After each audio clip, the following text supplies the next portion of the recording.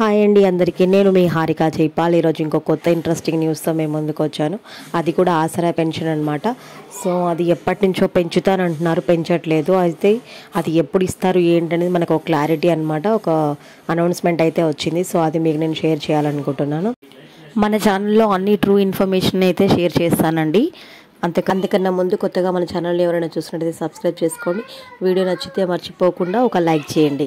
అయితే ఇప్పుడే ఎందుకు ఈ పెన్షన్లు ఎప్పటి నుంచో పెంచుతామని చెప్పి వాళ్ళు ఇచ్చిన పథకాల్లో ఇది కూడా ఒకటి కదా. సో ఇప్పుడే ఎందుకు పెంచుతామని చెప్పి అనౌన్స్మెంట్ చేశారు అంటే, సో ఇప్పుడు మనకు ఎన్నికలు ఉన్నాయి. ఏంటి అవి? గ్రామ పంచాయతీ, మున్సిపల్ ఎన్నికలు అయితే ఉన్నాయన్నమాట. సో వీటి కోసం రంగం సిద్ధమవుతుంది. సో దానికి ముందే మనం ఈ పెన్షన్ అనేది మనం అనౌన్స్ చేసామంటే కొన్ని ఓట్లు పడే ఛాన్స్ ఉంది. కాబట్టి సో ఆ విధంగా అయితే 100% ఇప్పుడు ఇచ్చేసే ఛాన్స్ అయితే ఉంది. సో ఎప్పుడు ఏమంతో అంటే ఎలక్షన్స్ ఆల్మోస్ట్ జూలై ఎండింగ్ కానీ ఆగస్ట్ ఫస్ట్ వీక్లో కానీ అయితే ఉండే ఛాన్స్ ఉంది.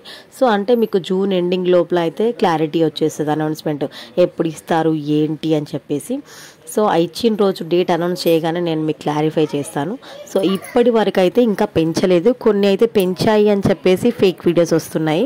సో ఇంకా పెంచలేదు, వాళ్ళు డిసైడ్ చేసుకున్నారు ఇవ్వాలి అని. మనం అన్ని పథకాలు పెట్టాం కదా, అందులో కూడా ఇది ఒక పథకం. వాళ్ళు కరెక్ట్గా ఇచ్చింది అంటే ఒకటి ఏంటి, current bill first time apply చేసుకున్న వాళ్ళకి 200 యూనిట్స్ ఫ్రీగా అయితే ఇచ్చేస్తున్నారు అనమాట. At the same time cylinder అయితే సబ్సిడీ అయితే అది రాలేదండి. సో అది వదిలేసేయండి. ఇంకా ఒకటి బస్సు. సో ఇప్పుడు ఇది పెంచితే థర్డ్ టైం అవుతుంది. ఇందిరమ్మ ఇండ్లు ఇంకా స్టార్ట్ అయ్యాయి కానీ కంప్లీట్ అవ్వలేదు. సో ఈ పెన్షన్ది కూడా అంతే అనమాట. 4,000 నుంచి 6,000కి పెంచుతా అన్నారు. అది తెలంగాణలో సంక్షేమ పథకాల్లో అతి ముఖ్యమైనది పింఛన్లు. గతంలో బీఆర్ఎస్ ప్రభుత్వం ఆసరా పేరుతో పింఛన్ల పంపిణీ చేపట్టింది.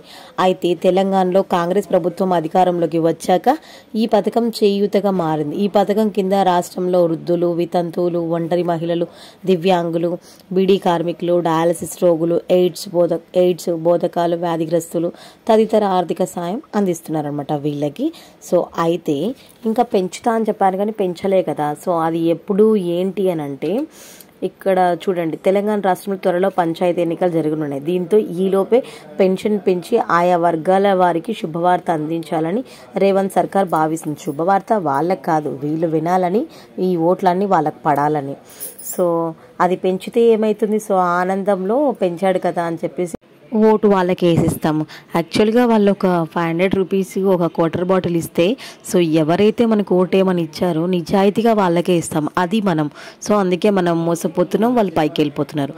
సో ఇది పక్కన అదే నార్మల్ పీపుల్కి, వృద్ధులకి, వితంతువులకి, ఒంటరి మహిళ, సో వీళ్ళందరికీ 2016 రూపీస్ ఇస్తుంటే హ్యాండిక్యాప్ వాళ్ళకి 4,000 ఇస్తున్నారు కదా. సో వీటన్ని వాళ్ళకి వీళ్ళకి ఎంత పెంచాలో ఆలోచించుకొని డిసైడ్ చేసుకొని పెంచి అయితే ఇస్తారంట. సో ఎగ్జాక్ట్గా 2,000 అంటే 2,000 పెంచి ఇవ్వరు. చూడాలి ఎంత పెంచి ఇస్తారనేది. ఎలక్షన్లు జూలైలో కానీ ఆగస్టులో కానీ ఉండే ఛాన్స్ ఉంది కాబట్టి ష్యూర్గా జూన్ ఎండింగ్ కానీ జూలై ఫస్ట్ వీక్ కానీ తెలిసిపోతుంది అనమాట. ఓకేనా? So thank you. వీడియో నచ్చితే మర్చిపోకుండా ఒక లైక్.